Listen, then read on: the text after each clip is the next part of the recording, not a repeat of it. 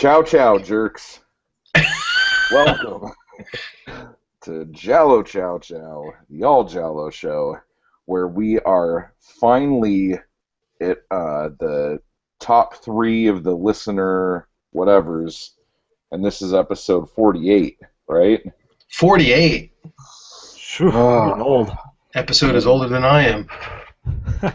We Keep finally telling did yourself it. that. We finally did an episode older than Chris.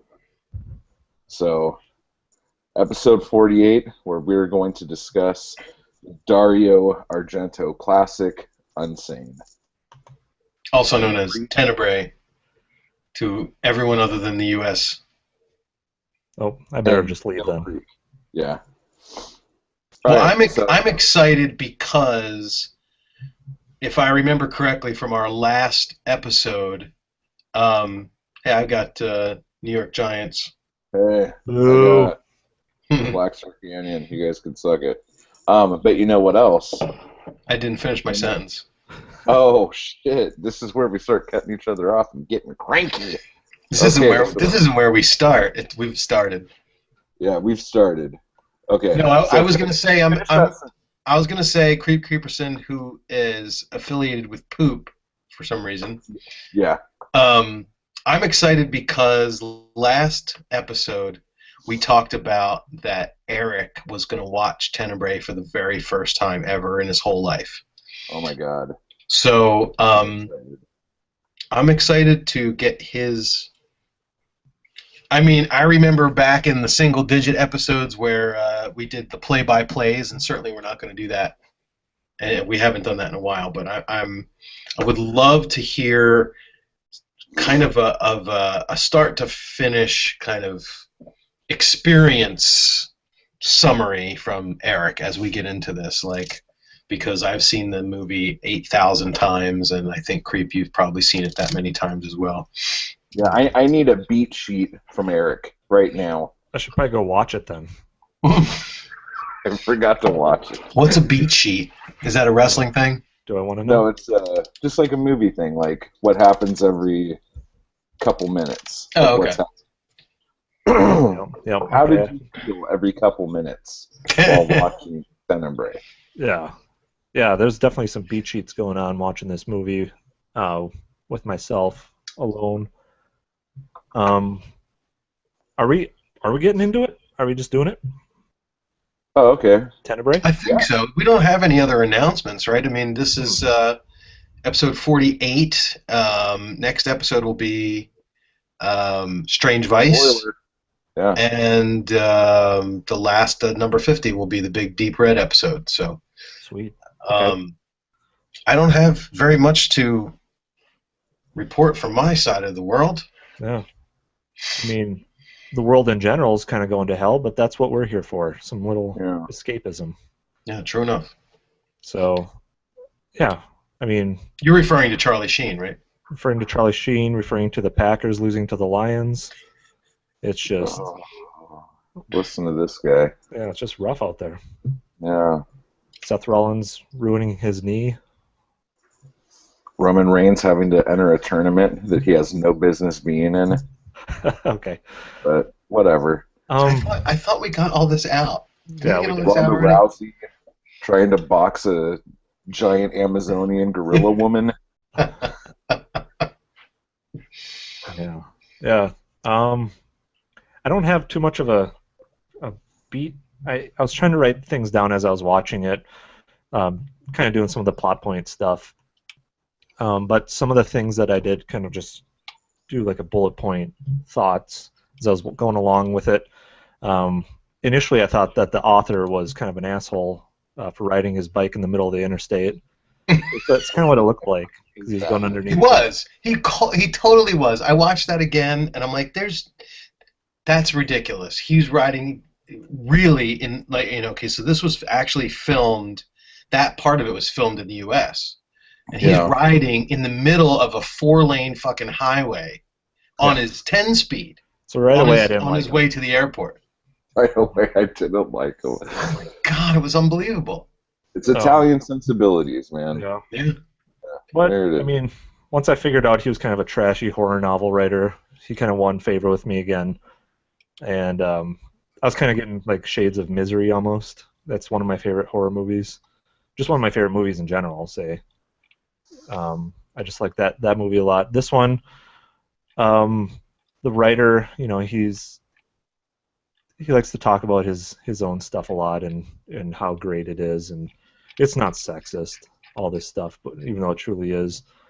But yeah, you really just get the sense that it's a different world. I mean, he leaves his bag unattended in the airport. Yeah, Um, definitely. Girls will just give out their addresses willy nilly to strangers. They don't really care. Where do you live? Yeah, just come Where find do you me. live? You could come by like whenever, Uh-huh. anytime. Well, let's kind of start at the beginning. I think, we're treating Tenebre as a special, feature here because we're doing this. I don't want to call them top three, but we had asked the listeners and the viewers and the people on our Facebook group to pick the three that they wanted us to cover, and this one fell at the number three spot. And Tenebre is obviously we're talking about a Dario Argento film. It's from 1982, so right away it's different because it's not from the heyday of the Giallo movement. But there is a lot to talk about and to think about with this film that goes beyond just is it a good Giallo? Does it have a good story? Is it an effective movie? Because I think this is probably. I mean, you could probably argue that Suspiria and Inferno have a lot of imagery and symbolism going on, but this one has got a lot of a subtext and a lot of symbolism and imagery happening, and it's not as obvious and it's not as it doesn't jump out at you as much as the colorful, a supernatural horror of Suspiria and Inferno. This one's a little bit more subtle, but Tenebre. Tenebre is basically, it is a giallo. So you have Dario Argento, who did nothing but make giallo films, with the exception of 5 Days in Milan, which came, I think, after Four Flies on Grey Velvet and before Deep Red, but I could be wrong about that. Yes, that's right. And so he made like 3 gialli in a row, took a break, and then made Deep Red, which was his 4th gialli, and then kind of took a left turn and did Suspiria and Inferno, and then came back to the giallo genre in 1982 when the style of the filmmaking and the trends were completely different. And I make no excuses for the fact that I think this is one of the best gialli ever made. And what's interesting about it is that it's not from the time period that we know as classic, a classic period. But basically, it's a very interesting story about a horror fiction writer who comes to Italy to promote his book. And when he arrives in Rome, at the same time, there's someone killing women with a razor blade and using the pages from his latest book as kind of a calling card. The first victim has the pages of the book shoved into her mouth as she's being murdered. And so when he arrives in Rome, when he finally gets to his hotel, he's immediately confronted by the police, and they want to know what he knows, and he's like, well, I just got here. I mean, I don't know anything. And so the story really kicks off quickly. It goes into its investigative mode right off the bat. There's no real build-up of anything. But basically, again, you have this character, Peter Neal, who's the American writer. We have a series of murders, and we have a whole bunch of suspects, and there's a lot of really well-done camera work that kind of tries to indict or point the guilt in one direction or another direction, or lead you to be suspicious of this person or that person. And but the film is as far as the storyline goes, that's pretty much it. I mean, you're kind of following along and seeing what's happening, and the people that are getting killed are women, and really there's only two murders that can be attributed to the motive behind the killer in the beginning. The third murder is basically, you have a female victim who just happens to stumble upon the killer's home and sees all the evidence. Well, there's two victims in the second killing. Right, right. No, that's true. So the idea here is that the women are dirty. They're sexual perverts, and they're being murdered kind of as a way of, the killer trying to eliminate the moral, to eliminate corruption or perversion or something of that sort. So and basically there really isn't much else to describe as from a synopsis point of view without getting into the movie. But go ahead. Sorry. I was just going to say, at this point, though, the story is that Peter Neal is going to try to solve the case because he's a mystery writer, horror writer, right. And if he could solve the case, then that would make great publicity for him or whatever. Right, exactly. That's a good point. I didn't even remember that because I'm so hung up on the second half of the film. And the fact that it's almost like you forget that he initially was the amateur detective once you get to the end of the film. But yeah, like the detective and the detective's assistant, they're kind of working on the case, but he's also working on it separately, which is classic Giallo. And he's trying to think like, could this be somebody I know? Why? I've been brought into this. A lot of times the reason why the amateur detective gets involved in trying to solve the case is either because they're being threatened by the killer themselves, or because they're being kind of the suspicion is around them that they might be the killer, and so they have to try and figure out who the killer is so that they can clear their name. And in this case, Peter Neal isn't doing either of those two things. He's just, for the fun of it, saying, how cool would it be if the writer got it and figured it out before the cops did. So one thing I think is really important to talk about with the film, not necessarily right off the bat, but eventually, is the way that the film looks. And again, we've got a major difference between 1973 and 1982 as far as the style. If you compare, Bird with the Crystal Plumage and Four Flies on Grey Velvet, the way that these films look compared to the way Tenebre looks, it's night and day.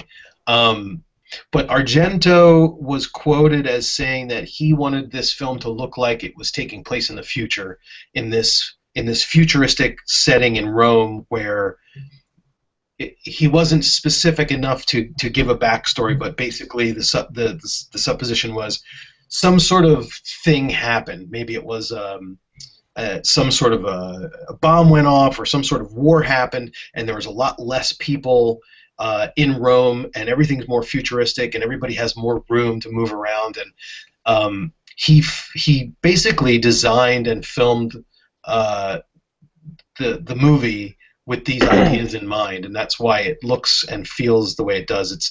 It's a film about murders and mystery, and there's almost never any darkness in the film, which is interesting because the word tenebre means shadow. So again, coming back to what I started out saying, which is there's a lot of stuff going on in this film that you can use as for critical analysis that's way beyond what your normal run-of-the-mill giallo has to offer. And people have taken a lot of time to talk about Tenebre and what's going on in Tenebre, and the symbolism and all of the themes that are being used here. But we can get into that eventually.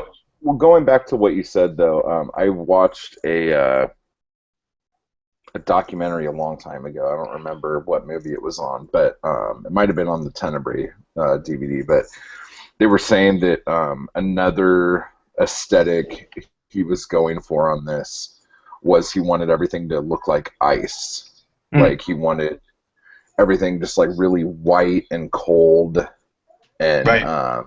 to give it like a completely different look than anything he's ever done. And that everything has like really straight lines, like whether it's the architecture of the buildings layered like squares or whatever, Yeah, you or kind of the paint beat on the that into our wall. head with the panning over the roof of that building Yeah, for real. for 2 minutes. And it's crazy because like when you know that and then you watch the movie, you realize that so much time went into making sure every single location was perfect, you know? And Right. because the movie looks kind of like an episode of Murder, She Wrote, it's hard to like pull those things out when you watch it for the first time. Like we've been watching a ton of Hunter lately Oh with yeah, I remember that show. Wired. Oh, dude, it's so good. Like watching it now, you're like going, I cannot believe this was on TV. It's just so over the top and death and whatever. But it's just like when you watch Hunter, you like watch Tenebre, and it's roughly the same period, and so much stuff makes sense. Like it just seems like an extension of that. You know, Yeah. it's really really weird. And unfortunately, I think Tenebrae gets kind of a bad rap because people want to see Suspiria Part 2, or, not a continuation of the story, but they want to see those same kind of color palettes. And because I think he got the same cinematographer for this movie that was on Suspiria, if I'm not mistaken. But it's like people are really let down by the brightness of this film, and perhaps the straight lines, and it just seems very cold and isolated. And I actually might feel that way more about Deep Red than this movie, but not the lightness or anything, but just how open that area seemed, Yeah, in that film. It seemed like Yeah. a bomb had gone off. But Hmm. here it was something I did. I was kind of going starting into the plot a little bit of my thoughts and stuff, but overall, like my first impressions visually of the film were that it was very bright, and it didn't. They were in Italy, but you kind of had to remind yourself of that a couple times because it didn't have that same sort of feel as when early '70s you're in Italy with Fiats driving everywhere and lots of people just Yeah. crammed in the open areas. Totally. I mean, if it was a Jolly or Giallo from 1970, whatever, you'd get lots of shots of these piazzas and some of this classical architecture, and there's none of that in this film. Like they really, Argento did probably went out of his way to make the film look like it could have taken place anywhere.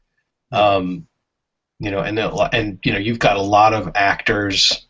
It looks like it looks like you have at least a few actors that are speaking English, even though they're dubbed. So that kind of gives it more of a contemporary feel, and not so much of a international feel, at least for the American audience, I guess. So Yeah, and even like the buildings are boarded up, and there's those big ugly fences everywhere that the hobos hide behind, bust out of, and it's just yeah, a different Rome. This is in Rome, right? yeah. it's supposed to be Rome, yeah. Okay, okay. Roma. Yeah, Roma, and yeah, and then hanging out in the skyscraper motel or whatever Peter Neal's in, that felt very kind of 80s, like just way up there, and you could see the big windows overlooking the city, and the carpet in the hallway was sick, and they only showed it for a half a second. Yeah. So mad. so yeah, it's just striking differences in this film, even though, like Chris said, it was kind of one of the better. Just getting into the mystery, you start with the black gloves, so you know it's going to be a Giallo, as he's reading the book and then throwing it in the fire, and you get that great soundtrack, that hit of the soundtrack, and it's kind of a great start, I think, to this film. But you said you focus sometimes more on the end of it, and I did feel like it was almost like two films, Yeah. sometimes maybe even three, just between the different plot points, and then the backstory or the flashbacks that he had of the girl in the white dress with the red shoes.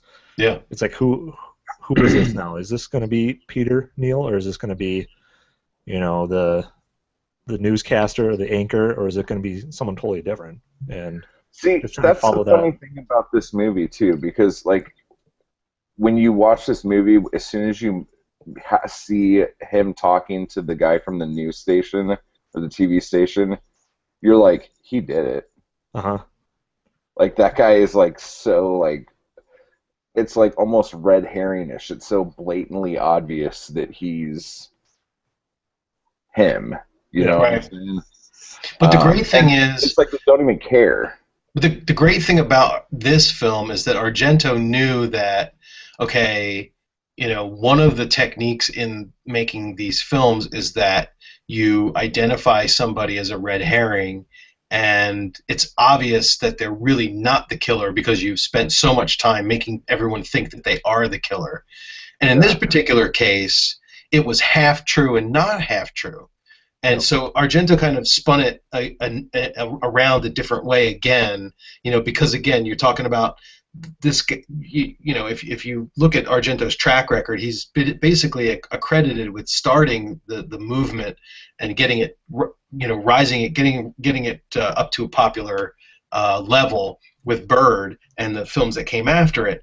And then Deep Red kind of challenged what was done before it. And now you've got, 10 years later almost, it's up to Argento to try and figure out how to do it a little differently again. And at the same time, you know, he's adding his own signature style to it with the visuals, but also with some of the story points as well. Like you guys are saying here, like, Cristiano Berti is identified as the killer, kind of by suspicion, because he takes such an interest in Peter Neal and his book, and he has such a very emotional response to the subject matter of the book. And Peter Neal's like, "Did you really want to get this heavy on an afternoon show?" And he's like, "Well, maybe not, but I'm just personally really interested."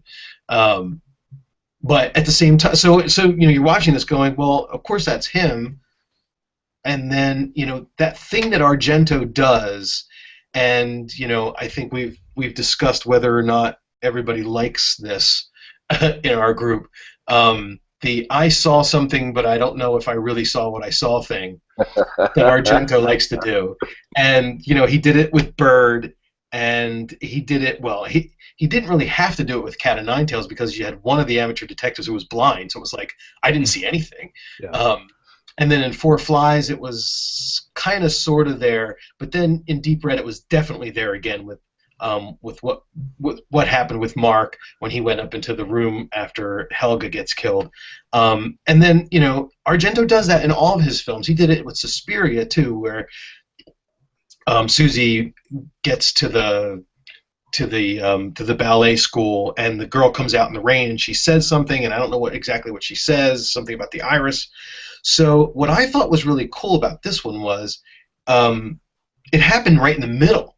It happened right when we say that this movie, which is actually two separate films almost, kind of when it splits in half, you have that scene where Peter Neal and Johnny go to spy on Cristiano Berti, and this axe murdering scene happens, and then Johnny is replaying all this stuff in his mind, and I saw something, but it wasn't really what I think I saw. And I thought it was cool that Argento threw that in again, but he didn't throw it in the beginning for the main character to kind of obsess over throughout the whole film. It was like you have the secondary character who obsesses over it, but only for a little while, and once he figures out what really happened, he gets killed right away. So I really, I recognize, when I watched this for the very first time a long time ago, I recognized that structure already because I had already seen Suspiria and I had already seen Bird, and I'm like, oh, he's doing this thing again with the "I saw something, but maybe I didn't."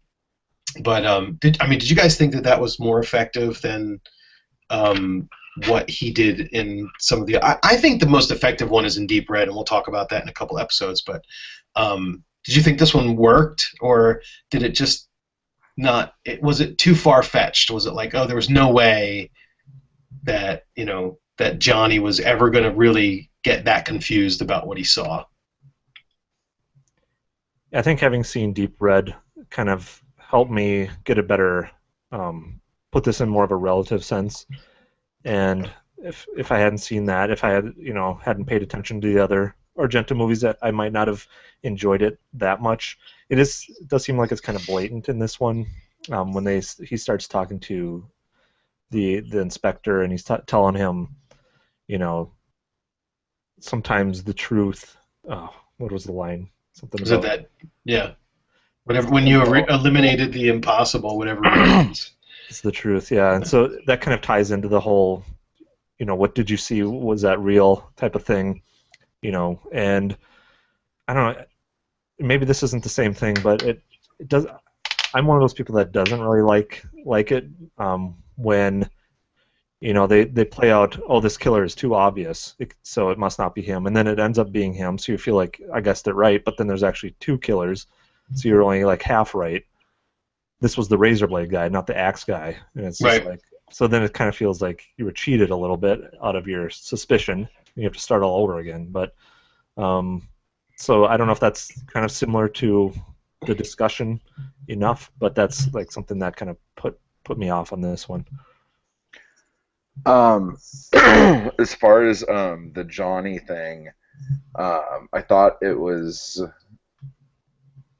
worked. It was kind of funny that he could hear through the glass right. The whispers, but it's one of his tropes about seeing things through glass, and I don't know if that's like something or if that's just like there's fucking windows everywhere and that's how we see shit, but like it's just like Bird, it's just like Peter seeing his ex from the window. She's driving away looking through the windows, like everything's always so overly voyeuristic with him, and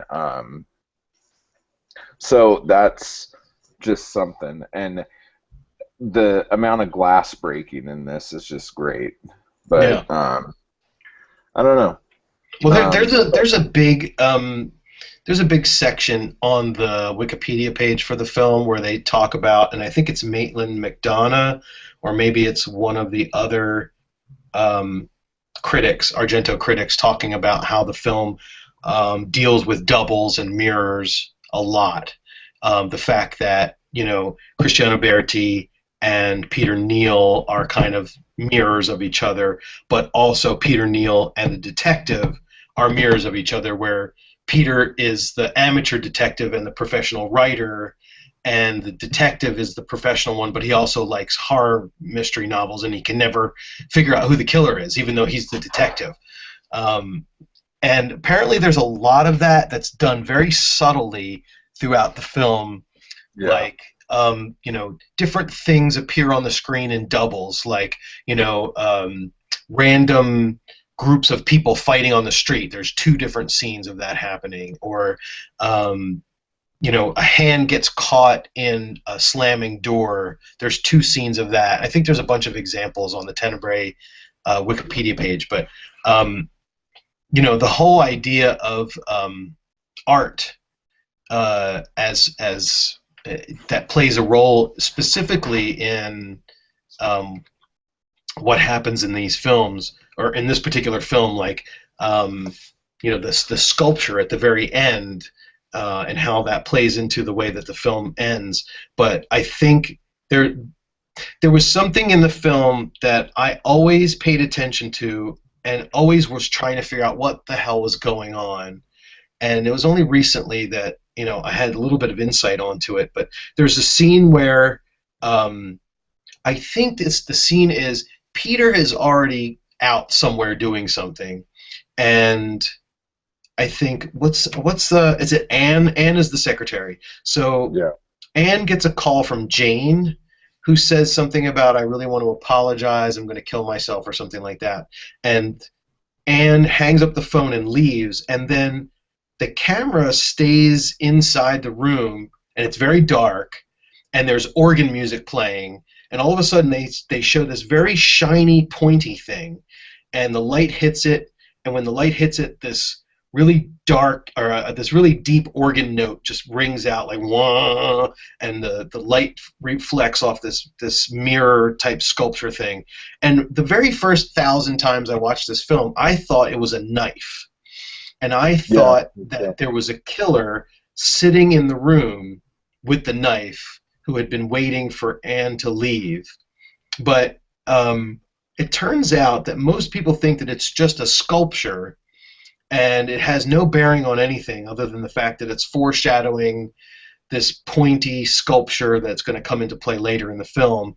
And other people have mentioned that that spot where where this little scene happens is the switch between the two killers and the switch between the two versions of the film.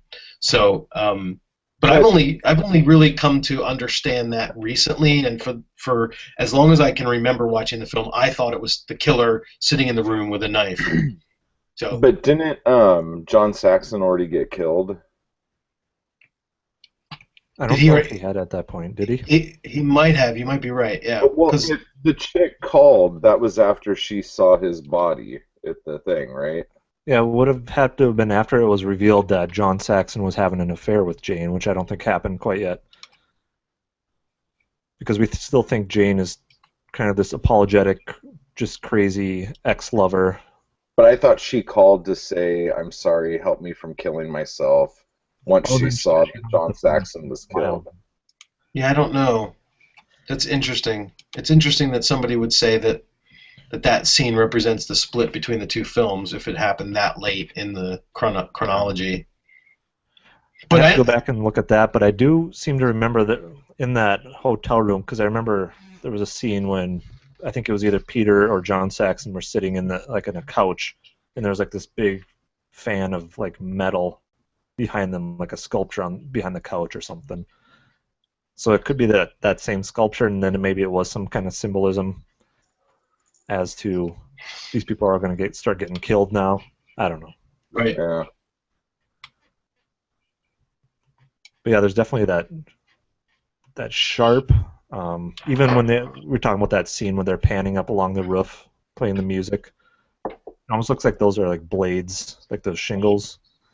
So I don't know if there's just like a lot of blade imagery in this film that has to do with. Yeah. I don't know. Well, and it also seems like the murders were stylized much differently between the two killers.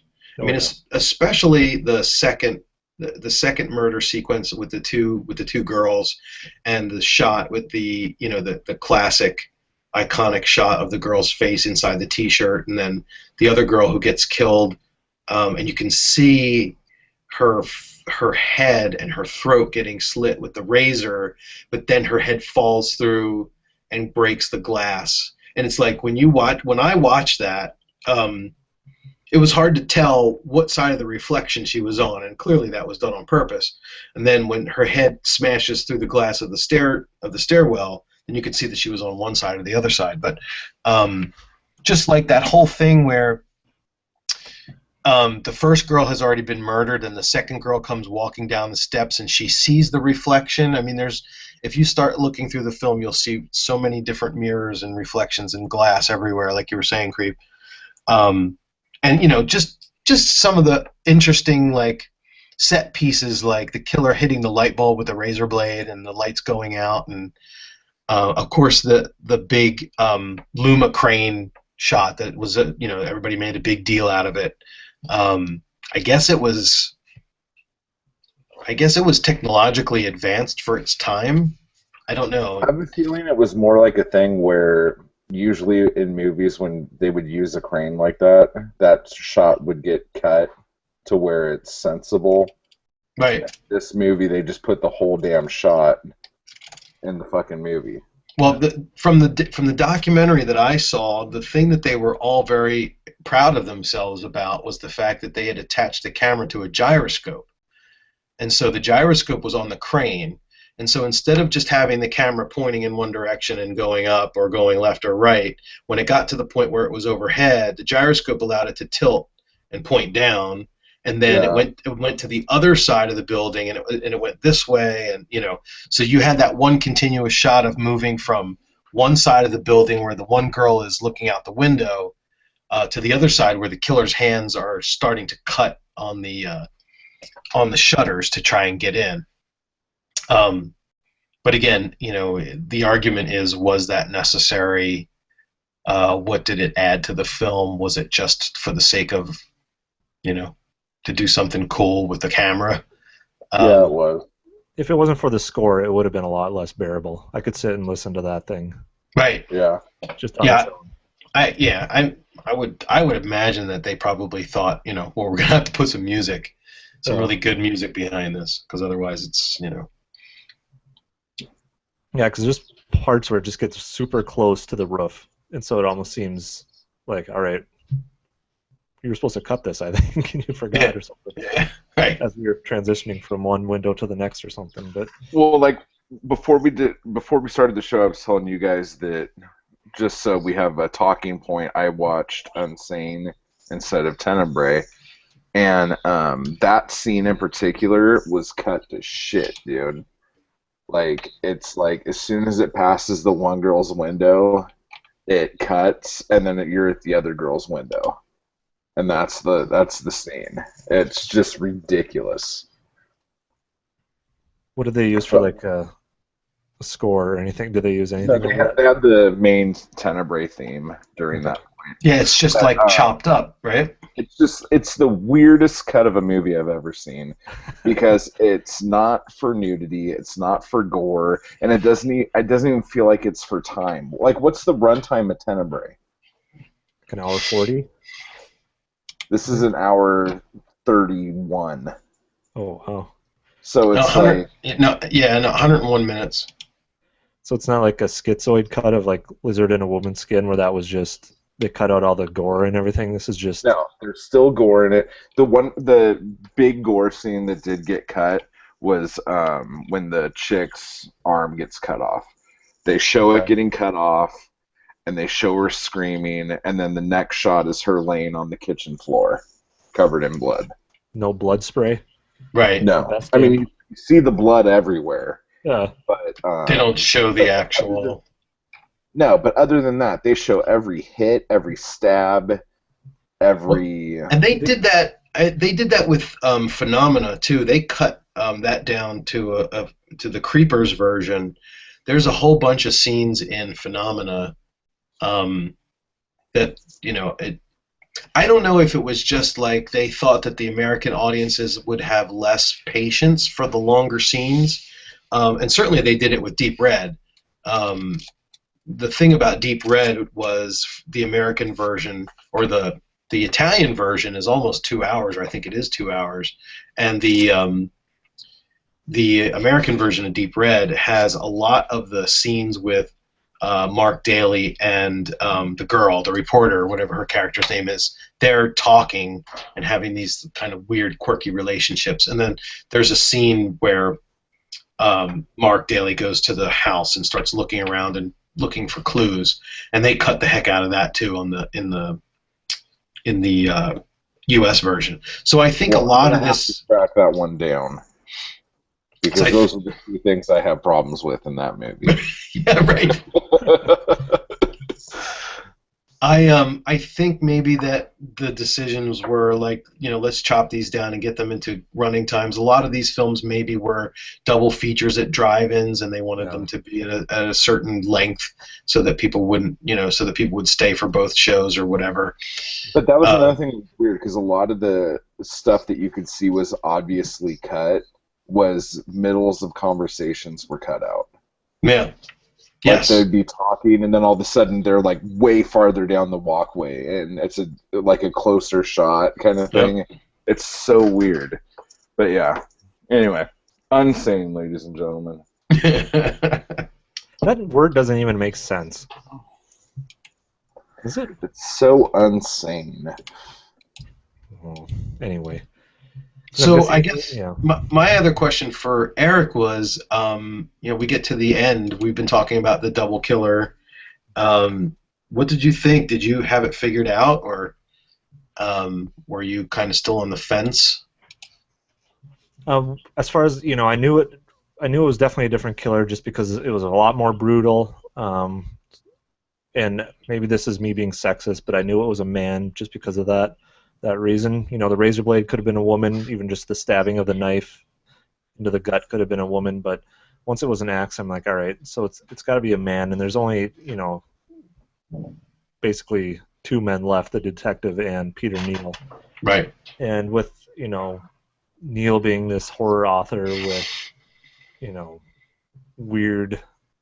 I guess he likes to write weird stuff apparently, and just I kind of had an inkling that it would have been him. And then when they showed him coming to the house, which I thought this was a great shot of his feet and the axe, and then panning up, I was kind of expecting to see his face. So when I did, it was interesting. I was excited to see how they were going to explain that whole situation.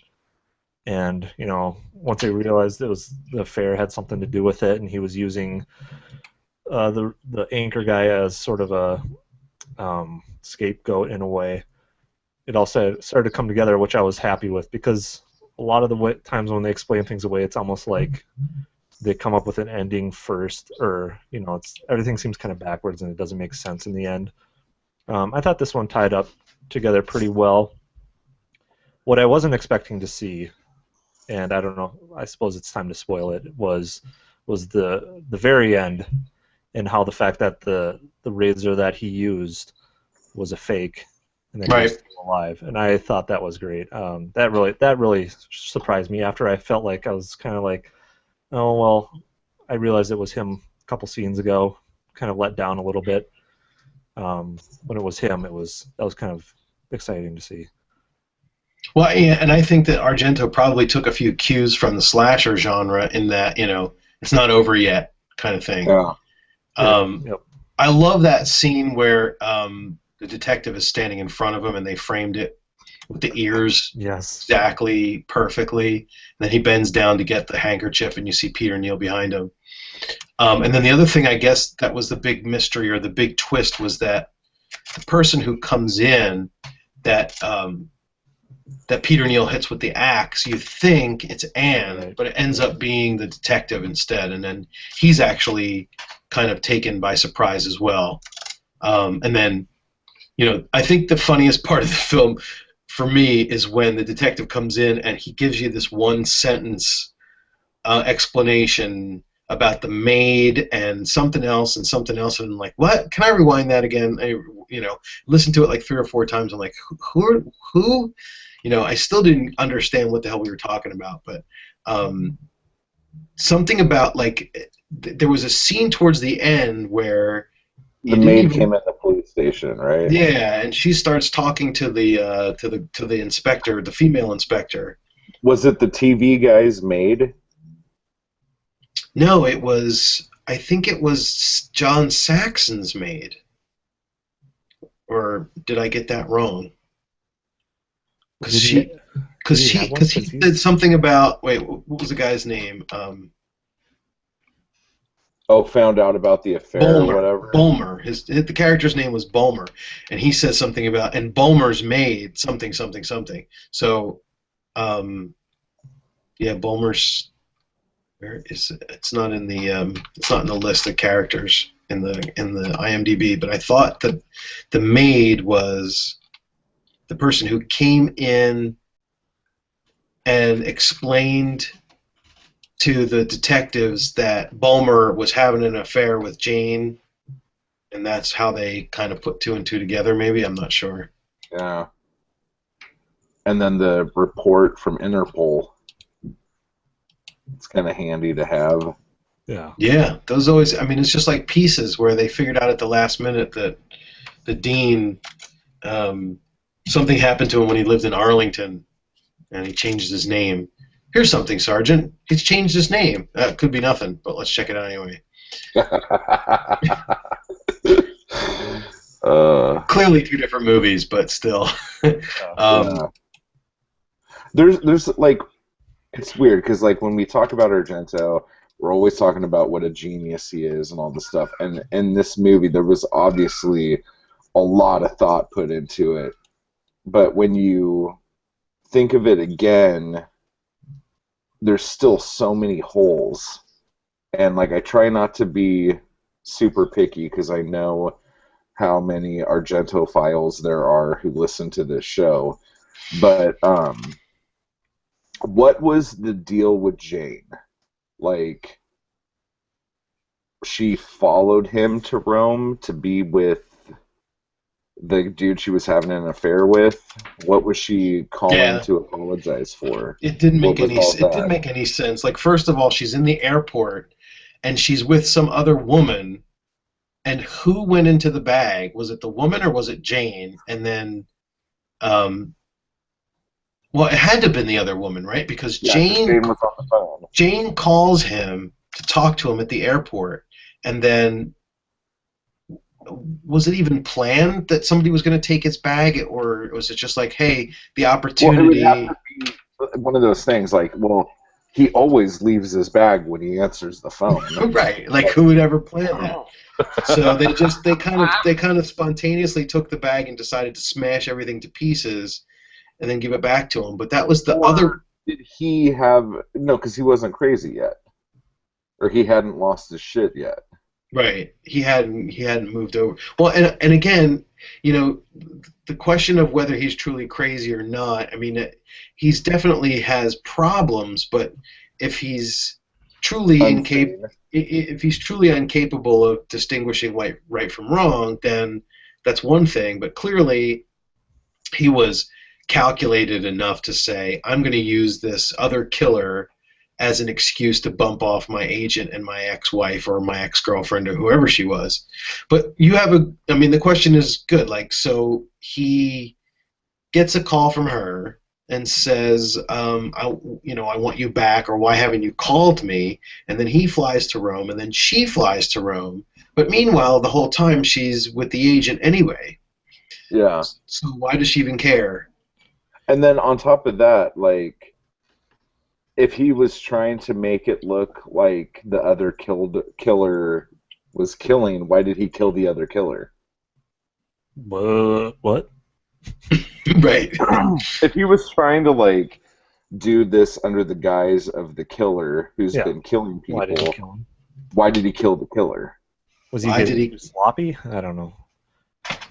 It was, and to me, And with then who hit him on the back of the head with the rock? He hit himself, right? Well, Is that he what we're had supposed to believe? Yeah. well, I don't know. Getting back to the Jane having the affair thing, I did want to bring that up because I wrote down that I thought, oh great, this is going to turn into another, money is the motive, and that they're maybe behind hiring a killer because, Peter even says at one point, I need to leave, I need to get out of this country, and the agent John Saxon says, no, you got to stay. This is $1 million deal. We're going to send you away to this secluded home. And I'm like, well, they're going to get him to this house, and they're going to be able to kill him, and no one's going to be able to, catch them because they're sending him away.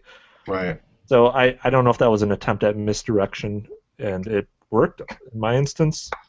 Maybe for you guys it didn't, so it ended up just becoming a huge plot hole. I guess that's my explanation of what I would think is why that happened. And then what did she say when she came out of the room? He's like, it'll be soon, baby, I promise. Yeah. Like, Something like what? that. What would be soon? Was he hoping that he got killed by the killer? Maybe. It's like, they Or want to maybe- get that or- $1 million yeah. deal. Or maybe And then they were run away just waiting until a certain milestone to go public with their relationship. I don't know. Uh-huh. Interesting. Yeah, no. Clearly, I mean, Creep has a good point in that Yeah. they And stop. if she was there, why would he have to go meet her for lunch? I don't know if that was later or not, but I do think that scene itself was very kind of, maybe this is an Argentophile thing of me to say, but it just felt like something that was very trademark of him to do, is sitting in this town square out in the open with a bunch of people around, yet he's still vulnerable.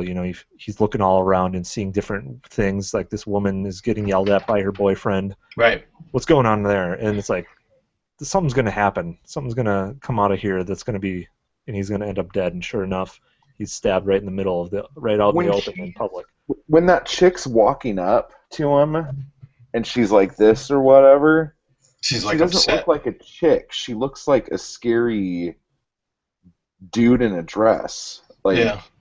do you think? I mean, I don't know. Yeah, I Like, think I got that. I got that kind of feeling too. It's kind of funny. But do you think you saw what you really thought you saw? like that's what I'm saying. Did he's like, oh, okay, we're gonna fuck around with people's shit here. Yeah. Let's get a scary looking dude, put him in a dress, and have him be all. Makes you question everything. Well, now I don't want to get too analytical here, but if you compare that scene Late. to the scene in Four Flies, where the maid goes out to confront the killer in the park. In that scene, the maid is by herself. It's kind of scary. There's a couple that are making out on the bench, but eventually they go away, and it gets darker and darker, and she's more and more secluded and more solitude. But it's the same idea. It's a public space. It's a park.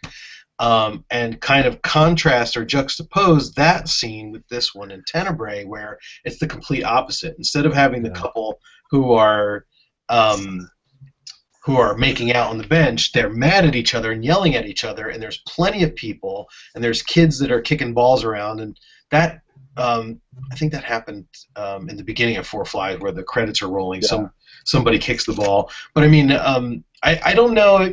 Obviously, Argento's very self-referential, but I think that was kind of like the new version of the scary alone in the park kind of thing, where you're not really alone. It's just like no one's paying attention to you, so you're still alone kind of thing. But honestly, he just ripped that off a Case of the Bloody Iris. Right. Because that chick gets stabbed in broad daylight in the middle of the sidewalk. Yeah, that's true. Oh, excuse me. But you never had that feeling of like, there's a lot of what's going on around her. Something's bound to happen here. I mean, maybe a little bit. Well, no, because Argento's a voyeur. Argento, like, I don't mean to like be super critical, but Argento is a fucking super closet pervert. Oh yeah, like definitely. We've been over this, and he likes to watch people, and he gets off on it. And so, having John Saxon sitting in like a smorgasbord of eye candy, where he could just like watch everything that's going on, and then still not see his own death, Right. Love you, Dario. And I think we should talk about that whole thing. Like, the idea of this story came about from a fan blaming him for him going crazy and shit, and sending him death threats and phone calls and all this other shit. So, but like when you watch Tenebre compared to his other Gialli, you could see maturity and just how he's dealing with it. Everything from Peter Neal being like an older, wiser. I mean, look at him, look at Peter Neal, and then look at Sam, or whatever his name was, from Bird. You know, they're both writers, but like one is obviously a lot further along, older, wiser, and Sam's like he's still writing articles about the preservation of rare birds. Yeah, I was about to say vaginas because I got confused with my book. So right. Crystal pubis. Yeah. That's so funny. I don't know, but it's just it's you see so much of him, and I'm sure you see a lot of other people in their work, but I don't think it's been brought up as much or is talked about or thought about as it is with Argento. Like, he's such an open book when it comes to his subject matters and stuff. Right.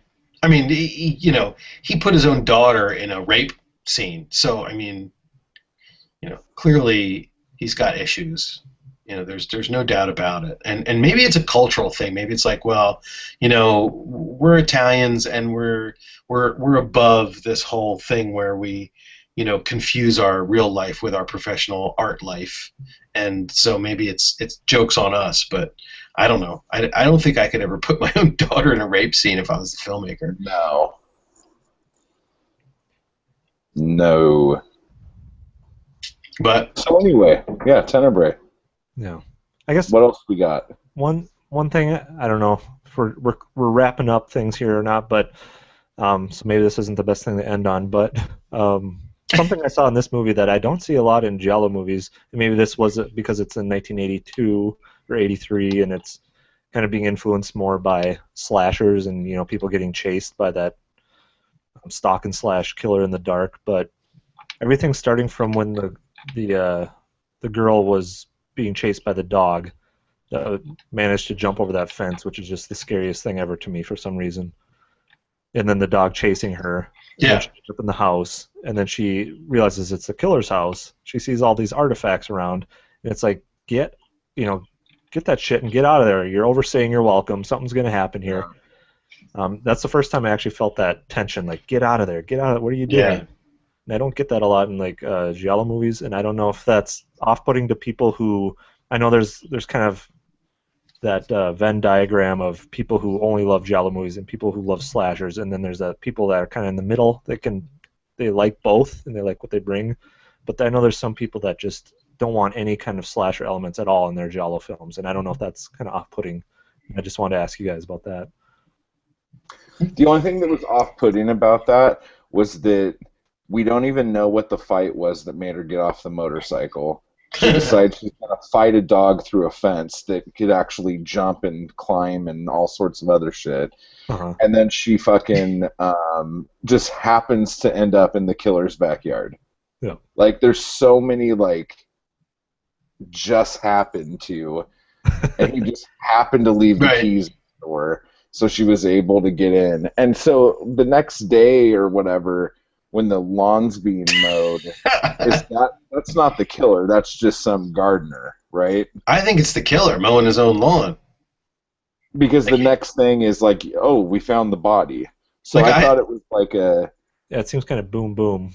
I just thought, I mean, my take on it was, he killed her. It's one of those, like, it's one of those morning after kind of things. Like, oh, all this passionate murdering happened the night before, and I killed her, I hit her with the axe, and then I just left her body out there and I went to bed because I had enough for the night and I was drunk or whatever. And then the next morning you wake up and you got to clean up. Clean up after the party.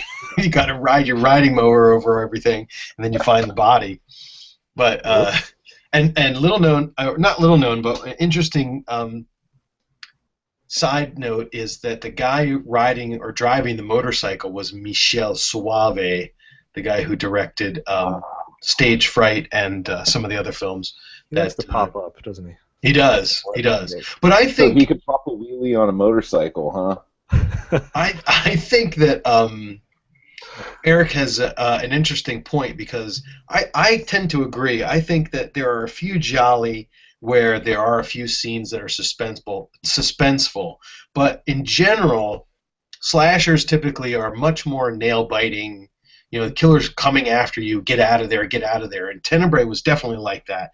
I think there were scenes in Torso that were definitely like that as well. And again, both Torso is very much categorized as a hybrid slasher giallo. So, I mean, some of Argento's other films, and maybe it's a cultural thing, maybe it's a time span thing. Maybe if you were watching Bird with the Crystal Plumage in 1969 or 1970, you would find some of the scenes to be more suspenseful than they are now, because, we've got an additional like 30, 40 years worth of movies made past that one that we've become used to.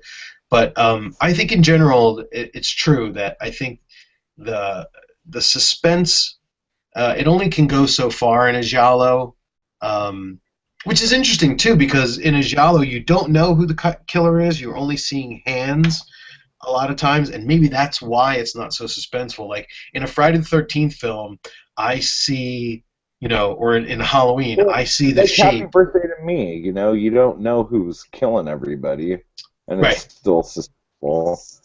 And a good episode of Murder, She Wrote, you don't know who's killing everybody, Yeah. and it's That's suspenseful. But it's just I kind don't of know. amped. I know what Chris is saying. It's just kind of amped up when.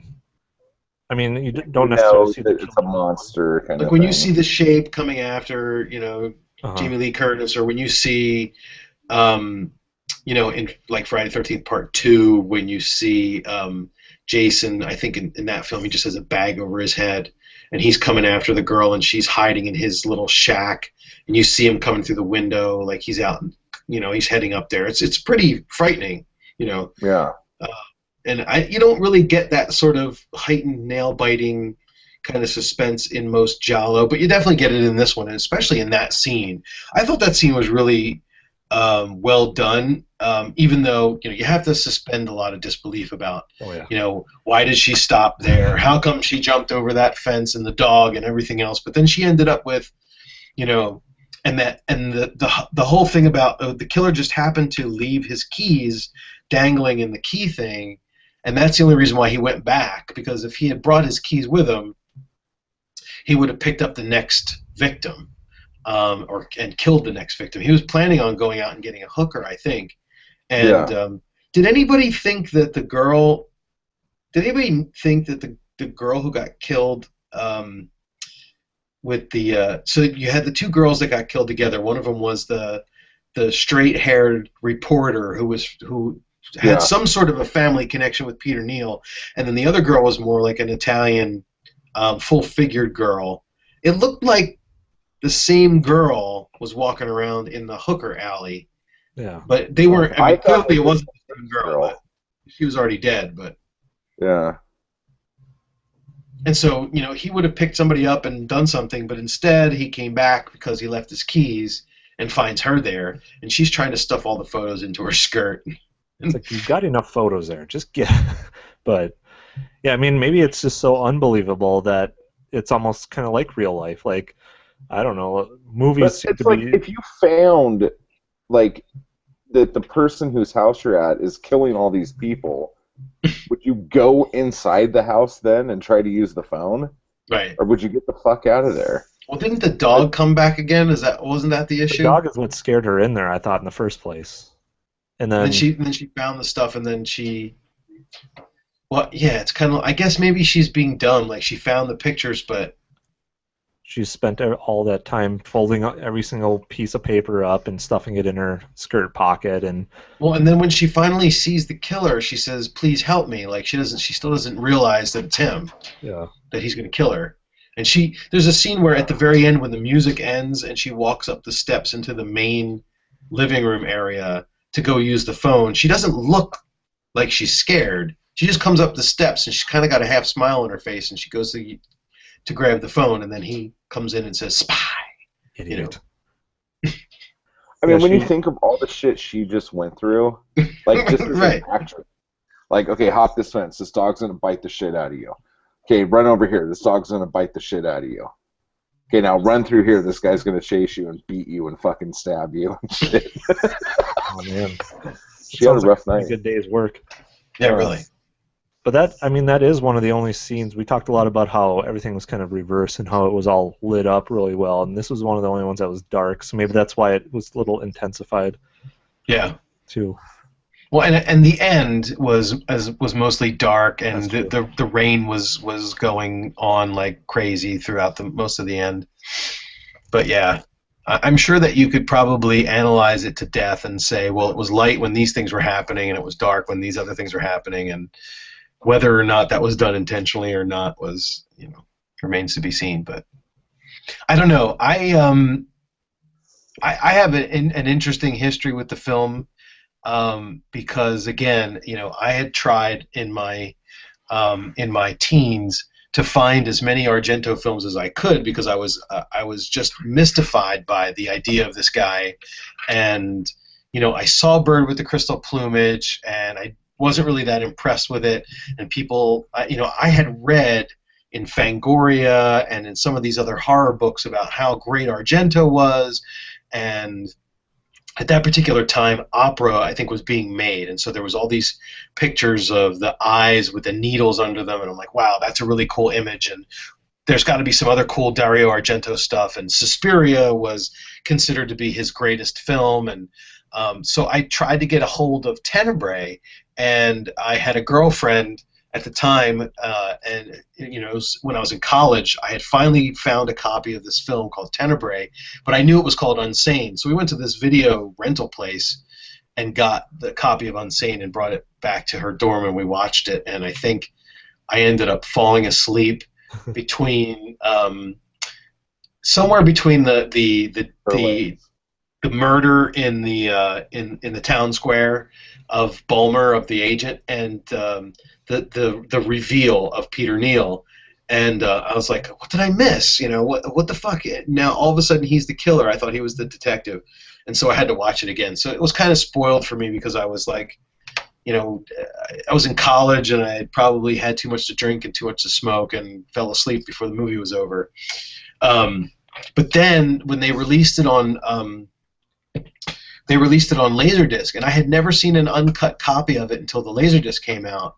And all these extra scenes, like, they just blew my mind because I had only seen the Unsane copy, which is weird because Creep, you did the opposite. You saw the fully uncut version, then you watched the censored version. So, but the music always stuck in my head as one of the best Argento soundtracks. It's just got such a cool vibe.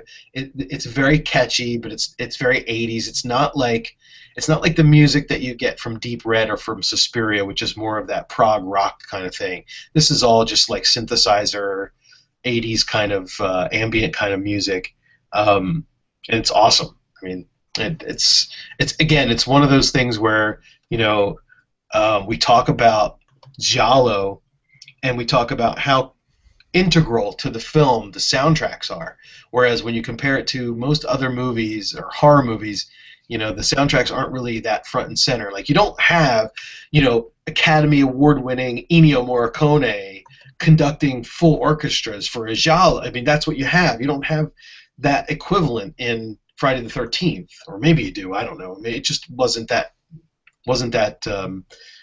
popular. But again, you know, with Argento, even going as far as 1982, he did something interesting where you can't really think of Tenebre and the film and the visuals in the film without remembering the way that the soundtrack sounds at the same time. And there's not a lot of like ambient kind of mood music going on in Tenebre. It's the same thing with Suspiria and Deep Red. It's like songs. It's like actual song compositions and musical motifs that are kind of repeating during a lot of these scenes, as opposed to in some of earlier Argento films, Morricone did some stuff where it was basically just, you know, atonal violins or some other you know, kinds of weird, you know, noise type things to just give you that suspense feeling through the music. So it's just really interesting. I think if I had to pick a top 5 of Giallo or Gialli, I mean, Tenebre is in the top 5 for sure. It might be number 2. It might be number 1 or number 2, depending on how I feel for the day. It definitely switches around. This is the first Giallo film I ever saw, but I didn't realize that it was a Giallo film when I saw it. Mm. Strip Nude was the first one I saw when I knew what I was looking at. Right. But this was just me wanting to watch a horror movie and thought that it was going to be more of a slasher kind of thing, which it had its elements, which we hit. But but the thing that got me on this movie was the score, and I watched it over and over again because of the music. Yeah. And then I ended up falling in love with the movie based on the music that I was hearing. Yeah. Interesting. So that's my 2 cents about it. Eric, did you like it? Did you love it? Did you hate it? The music and the movie? Both? I mean, this was your Tenebre cherry poppin'. Oh, yeah, that's right. It was a big event. My Quinceañera Tenebre celebration. If I could throw in real quickly about the music, since we all have our kind of music stories with this movie, it's kind of funny that like back in 2006 or 2007, ages before I even knew what a Giallo film was. If that makes you all feel old out there. I was listening to this band called Justice. They kind of do like Yeah. electro rock stuff like that. Mhm. They have this song called Phantom, which once I watched Tenebre, I'm like, oh, it was just pissing me off why I couldn't remember why I had heard that song before, even though I'd never seen the movie, never heard the soundtrack before, and I realized that Justice had sampled this song and like made it more, I don't know, like electrified dance Yeah. rock. So, Huh. and it was like I always kind of enjoy when like I think a song is original and then I realize it was sampled later on, and then I always end up liking the original better than the sampled version. Right. I felt the same way with MC Hammer's "Pray" and Prince's "When Your Doves Cry." You Broke my heart. can't Yeah. touch this. So that Well, and I was just going to say something interesting is that if you watch Unsane, when the credits roll, there's a completely different piece of music that plays that was never in the original version. And if you go to I think it's either the DVD copy or maybe even the Laserdisc copy, if you listen to the commentary track, Yeah. they have Argento on the commentary track, and they play the music from Unsane at the end over top of the film to just play a joke on Dario.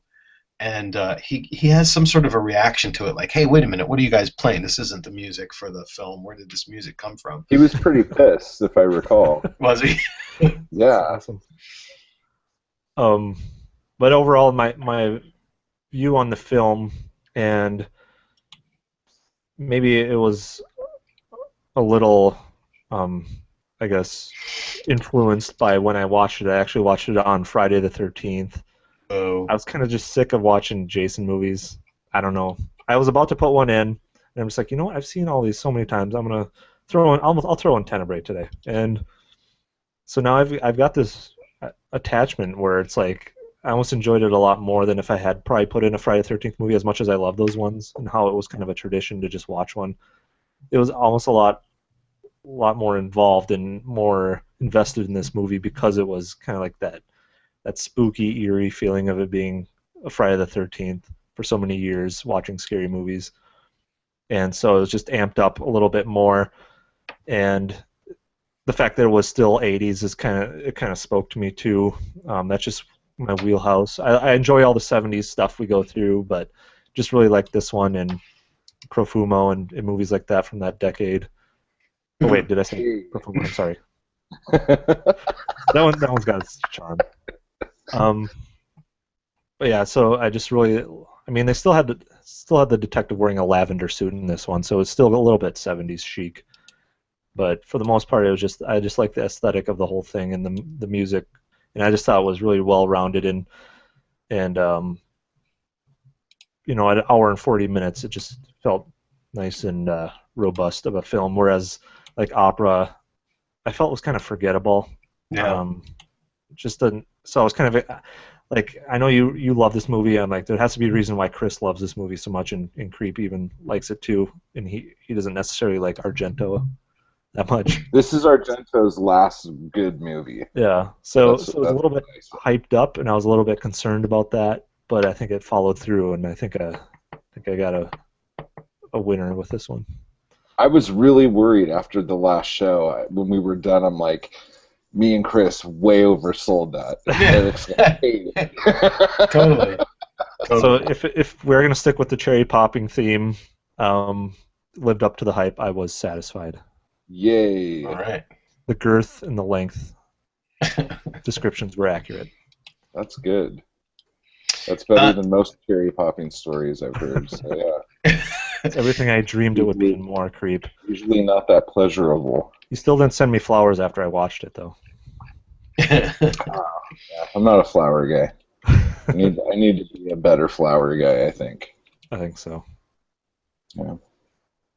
Well, and you know, Eric kind of slightly hinted at 80s, basically the style of the film being from the 80s. We didn't really talk about it too much. We talked more about, I guess, the set design and the lines and the reflections in the glass and stuff. But the there was a lot of high-waisted pants. It was disgusting. There is a blog. I wish I could remember. Is it? Oh, it's Rachel Nisbet. Has a blog called Hypnotic Crescendos. We talked about it last time. Yeah. She has a really good article on Tenebre, the fashion aspect and the style aspect on Tenebre. She analyzes a lot of the scenes for its color palettes and the fashion, and it's a really interesting article. So if you're interested in, how the film works at that particular level, I recommend taking a look at that article. It's pretty lengthy, which is good. It's awesome that somebody decided to spend that much time thinking about the visual and the style of it. Besides creep, of course. So what does she say about velour sports jackets? Yeah. Well, it's interesting. It is mentioned that the only one character in the film who isn't wearing a suit is Johnny, as far as the male characters are concerned, and he's got that pastel diamond sweater that he wears through most of the film, and then of course there's that scene where the two super muscular dudes are playing. Oh my God, that was video games with the high pants and stuff. But yeah, it's there's a lot of emphasis on what a lot more emphasis on what the women are wearing, I guess, in this than what the men are wearing. But the colors palettes are very pastel, lots of pinks and teals and a lot of white too, or shrimp colored stuff, and a lot of white. Yeah, definitely. Speaking of losing my virginity, there was a lot of Johnny Moose Knuckle in this movie. I don't know if you guys noticed it as much as I did, but it was really assaulting me. I noticed it a couple times. Okay. That's me in the corner. It wasn't very impressive for Moose No. Knuckle. But it's no, just Johnny. not at all. No. And he was wearing some sky blue pants that were a little too tight. It was like, dude, come on. And this is the first time I think when I watched it, I realized he wasn't the guy on the motorcycle. You thought he was a motorcycle dude? Yeah, because he leaves with that chick out of the room, and then the next scene is the girl on a motorcycle with some guy. Some other douchebag. So I always thought, yeah, some fucking stage fright motherfucker. Yeah. Yeah, I always that assumed was a it was confusing the scene. guy. Like But, they left the hotel together, but then when they went outside, she's getting on the motorcycle. It's not Johnny's motorcycle, right? It's the other guy. Yeah. Right.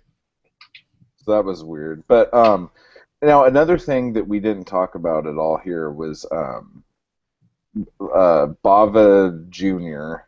and Stage Fright Guy worked on this movie, and then from this movie went on and made their own movies.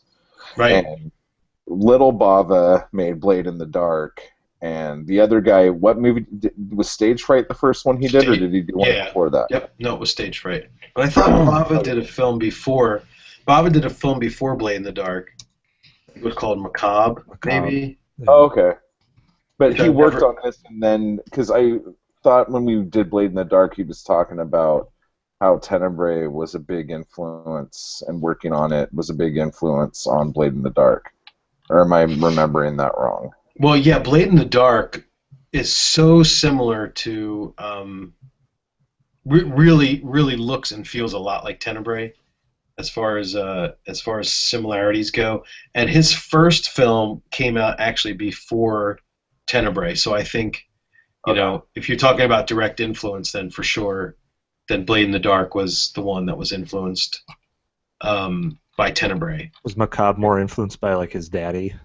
I don't know. I've never seen it, but it's his. Okay. But yeah, I'm a really big fan of Suave. I really like Stage Fright. I really like The Church. Those are some of the first Italian movies I'd seen. So, kind of doing like a roundabout and coming back to the '80s with those guys working together. And I know Suave was in Blade in the Dark as well. It's like he had like a bit part in that one. Yeah, he was So, the guy who rented out the place, right? To Yeah. the other guy. Yeah. so just seeing kind of like this second generation, it was kind of unfortunate that they didn't do a lot more with that style of film. It just kind of died out after like the Demons run. Yeah, and it's funny to see, Lamberto, he kind of went in one direction, and Suave kind of went in a different one. Like Lamberto, I think, ended up being a TV director. Eventually, he did the first two Demons films, and I forget what else. But Suave did a couple of weird films besides Stage Fright, The Church, and The Sect.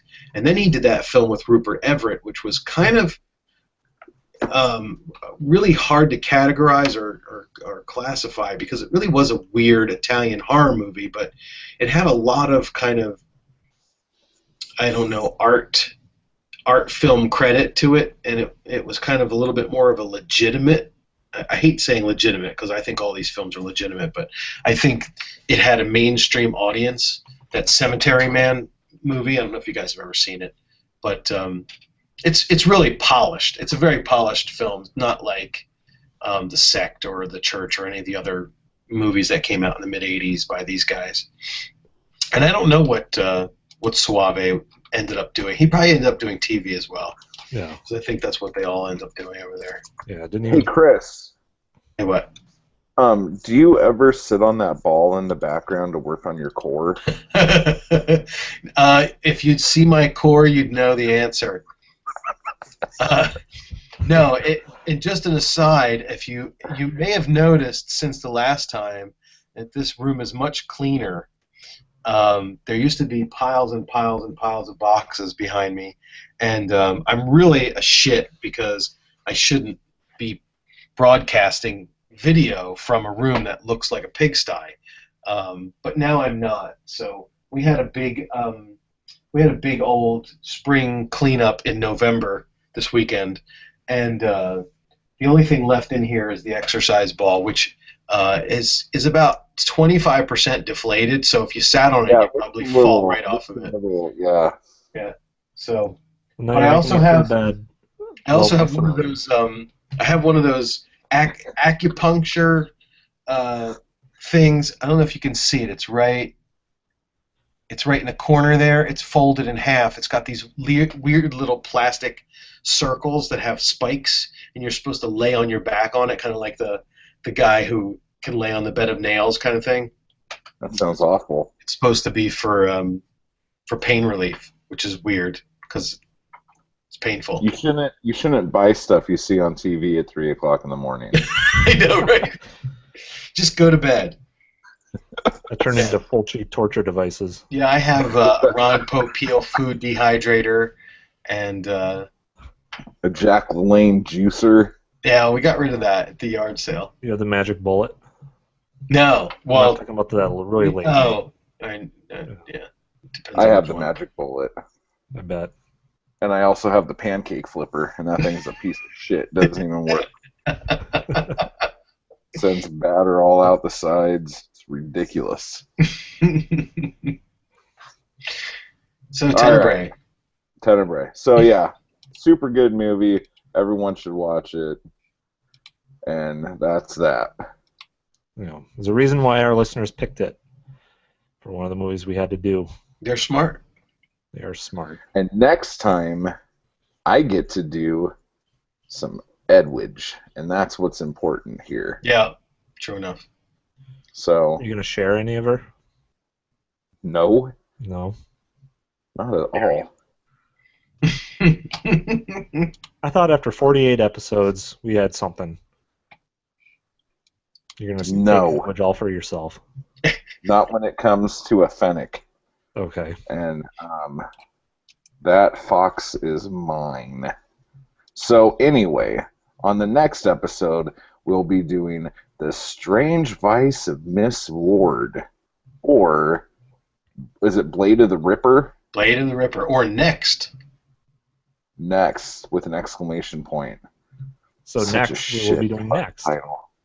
Next, Yeah. we're doing Next. All right, let's There just we say go. that. All right.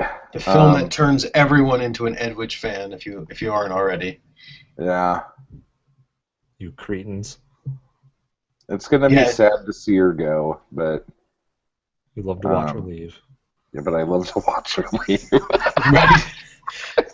Do we have? Would that be the last Edwidge film that we haven't covered yet? It would be. Oh wow. Well, that's good. It's what happens when you hit 50. She looked good at 50, so. Oh yeah, I'm not talking about her. No, I know. I'm talking about us at 50. Yeah, okay. Yeah. You gotta get on that exercise ball. Yeah. Let's work on our cores, guys. Yeah. We have 2 weeks. We're not spring chickens anymore. All right. So, I guess that's it. So, until next time, everybody. Ciao, ciao. Ciao, ciao. Ciao, ciao. Yay.